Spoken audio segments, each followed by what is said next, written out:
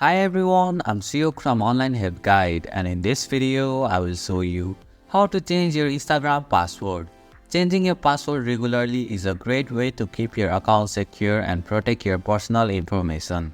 So let's get started on how to change your Instagram password. First, open the Instagram app. Tap on the profile icon from the bottom right corner of your screen. Now tap on the hamburger icon from the top right corner of your screen. From the menu, tap on the option that says Account Center. You will find it right at the top of the list.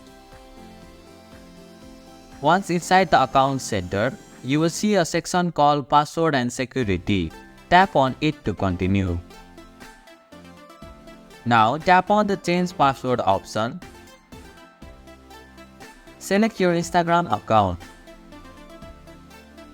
First, enter your current password. After that, enter the new password you want to set for your Instagram account.